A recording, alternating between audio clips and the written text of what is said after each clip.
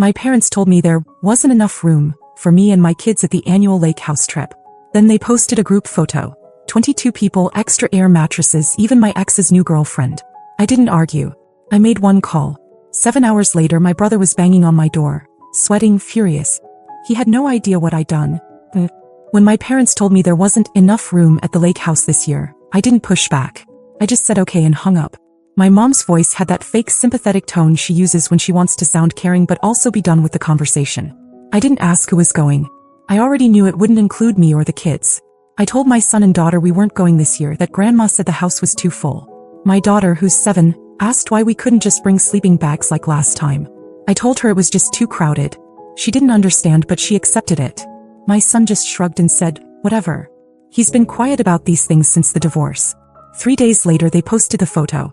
It was one of those big, cheesy group shots with everyone squeezed together on the dock, smiling like this was the best weekend of their lives. 22 people. I counted. My parents, my 3 siblings and their families, a couple of cousins, my uncle and his new girlfriend, even one of my sister's friends who's always just going through a rough patch, and somehow always has a seat at the table. And then right in the center like a trophy stood my ex-husband. My ex smiling, beer in hand, arm around the woman he left me for.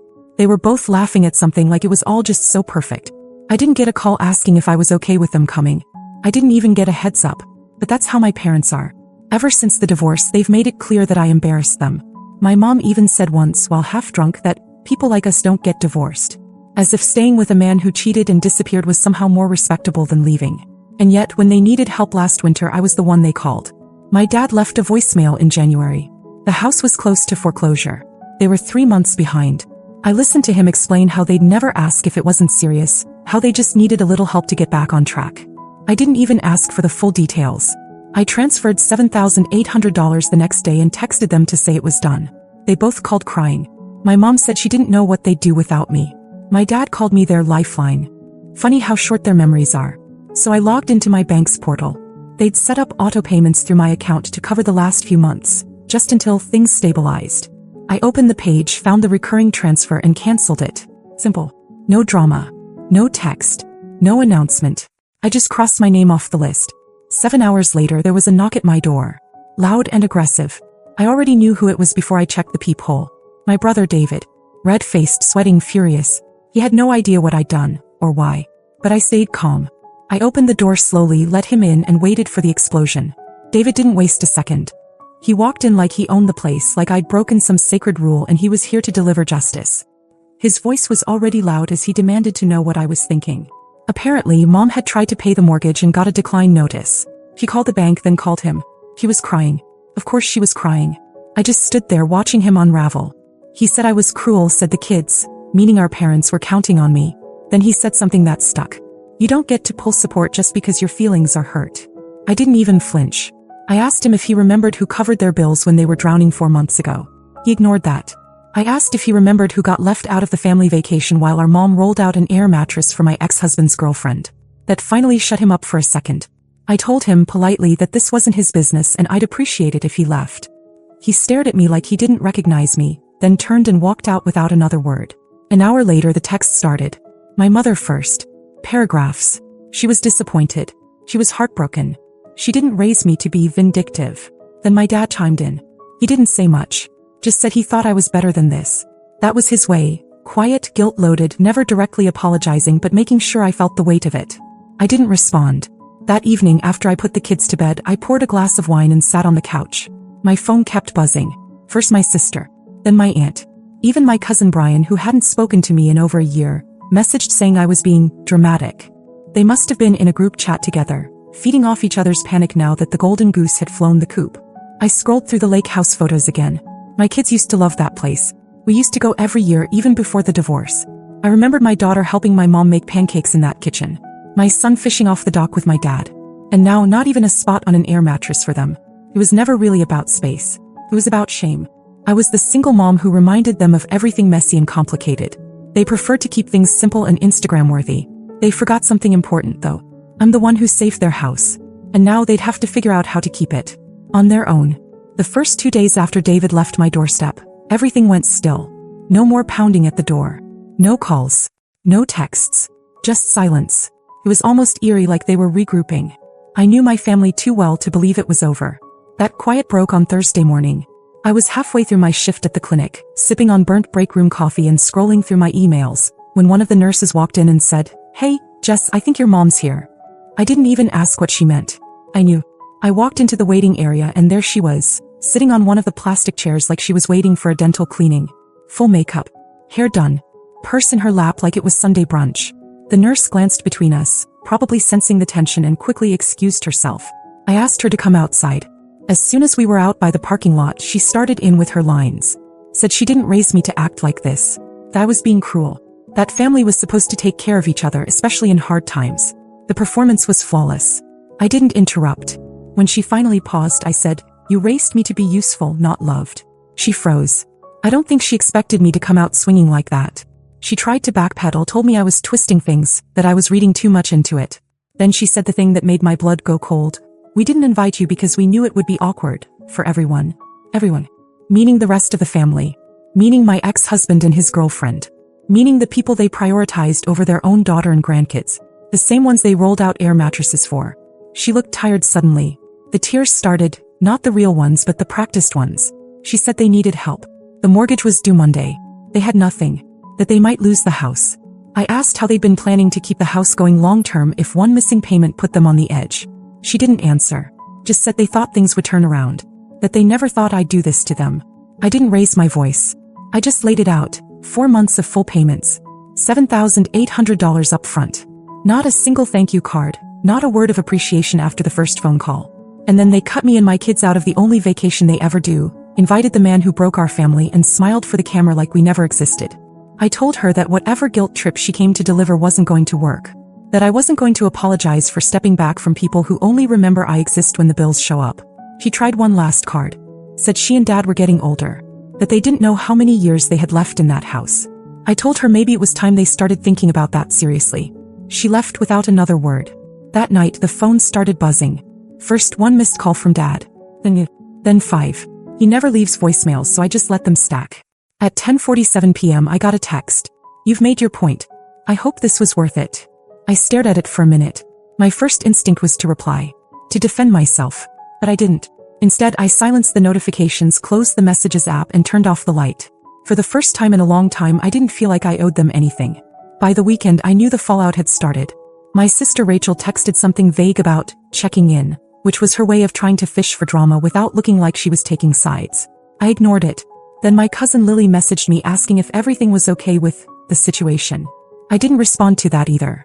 But then Sunday hit and things got louder. David called again. This time he left a voicemail. He said Mom wasn't sleeping, that Dad had started talking about selling the house. He said the family was falling apart, and that it was because I decided to make a point. That was the word he kept using. Make a point. Like I was throwing a tantrum. Like I hadn't carried the weight of this family for the past 4 months while barely holding myself together. He asked if I was really going to let the house go into foreclosure over a family squabble. I didn't listen to the rest. I deleted the message. That night my mom sent an email. I hadn't expected that. She doesn't usually go digital unless it's a recipe or a forwarded chain letter. The subject line was just "please." It was a long email. Rambling, emotional, filled with memories. She talked about when I was a little girl and how I used to help her bake cookies in that lake house kitchen. How she always imagined my kids would grow up with the same memories. She said she didn't mean to hurt me. That she just didn't want the family vacation to turn into a scene. And then, buried in the middle of all the emotional fluff, was the real ask. Could I at least cover one more payment? Just until they figured things out. One more. There was always going to be one more. I didn't reply. The next day I got a call from the bank. Not mine, theirs. They had listed me as an emergency contact on their mortgage application. The woman on the phone politely asked if I was able to speak on behalf of Howard and Marlene Taylor regarding their account. I told her no, I wasn't, and that she should remove my number. An hour later, my dad showed up at my house. He stood on my porch like he was ready for a fight. I didn't invite him in. I stepped outside and closed the door behind me. He didn't yell. He just stared at me for a long time.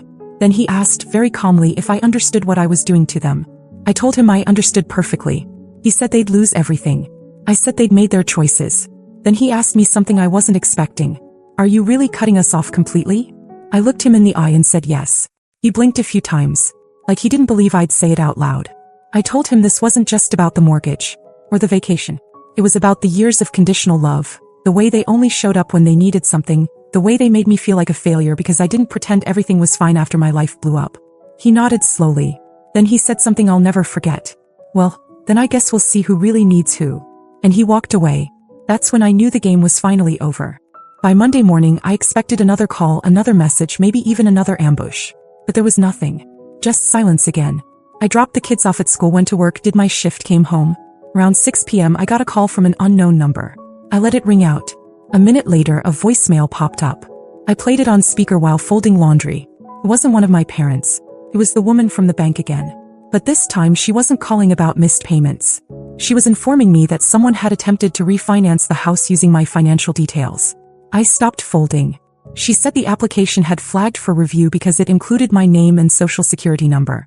I had no knowledge of this, obviously. She gave me a number to call back and said I should file a fraud alert. I called immediately. After confirming the details, the rep read off the application notes. The income section listed my employer, my salary range, even details about my benefits package. My parents had apparently submitted paperwork pretending I was co-signing a refinance. It all clicked too fast. They didn't just assume I'd cave. They planned for it. Maybe they figured if I wouldn't help voluntarily, they'd just push the paperwork through and let me find out later. By the time I did, the loan would be approved and I'd be tethered to that house legally, probably for years. The betrayal hit different this time. It wasn't just manipulative. It was calculated.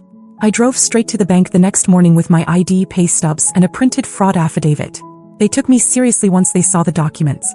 I froze my credit, flagged my social security number, and filed a police report just to have it on record. I didn't even cry. I didn't even get angry. I just went numb. On the way home, I stopped at the mailbox. Inside was a letter with no return address. I opened it standing on the sidewalk. It was a typed note. No signature. It said, "You might feel powerful now, but families come back around. You'll regret being alone when it's your turn to need someone." I stared at the paper. The threat wasn't subtle. It also wasn't unexpected. I folded it in half and slid it into my purse. I wasn't scared. I was just done. That night I called a lawyer. Not just for the identity theft, though that was part of it. I wanted to know exactly how to remove my name from anything that tied me to them. The emergency contacts, the will, the insurance forms they'd secretly added me to. Every little thing they might have clung to as a way to pull me back in.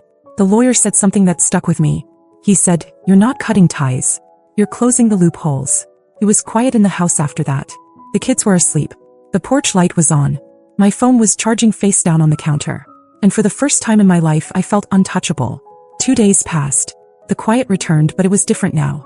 It wasn't the kind of silence that comes before a storm. It was the kind that follows after someone's run out of moves. I thought that was the end. Until Thursday night. I was putting the recycling out when I noticed a car parked a little too far down the block. Not directly in front of my house, but just far enough to look like it wasn't watching. Only it hadn't been there before. I know the regulars on this street. This car didn't belong. I didn't think much of it until it was still there the next night. And the next. Same car. Same spot. Lights off. Sometimes running, sometimes not. Always empty when I tried to see who was inside. On the fourth night, I walked straight toward it with my phone in hand. By the time I got halfway down the block, it pulled off and disappeared. No plates I could catch.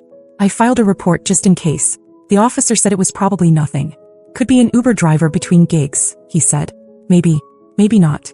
Then Saturday morning came. There was a knock at the door. But it wasn't my family. It was a woman I didn't recognize. Late 40s, tight bun, heavy eyes. She introduced herself quietly. Said her name was Ellen. She asked if she could speak to me privately. I hesitated, but something about her posture told me this wasn't random. I stepped outside and shut the door behind me. He told me she used to work with my father. Years ago. At a local contracting firm that folded in 2017. She said she remembered him because he had a reputation. Good with people, charming, persuasive. But not always ethical. I didn't know where she was going with this. Then she told me he had used her name once. On a credit line. Without her knowledge. Said it wasn't huge, just under 10 grand. She found out when she tried to buy a car and was denied. The debt had been quietly paid off, so she never reported it. She didn't want the mess. But she found out recently that he might have done it again. To someone else. Me. She didn't know for sure. Just that she heard from someone who used to know my dad that he was desperate again, and trying old tricks. She warned me to check everything. Old joint accounts. Co-signed documents. Any signatures I didn't recognize. Then she left. No phone number. No last name. Just gone. I stood there on the porch for a few seconds before going back inside. I opened the closet, pulled down the fireproof box I keep all my documents in, and started going through them. That's when I found it. A home equity form. Old. From 3 years ago. Before the divorce. My signature at the bottom. But it wasn't mine. Looked like my writing. But I didn't remember signing it. I wouldn't have. I knew that without a doubt. He'd forged it. And I'd never noticed. That night I made one more phone call. Not to my parents. Not to the bank. I called a forensic document examiner. Because the mortgage wasn't the only thing they were about to lose.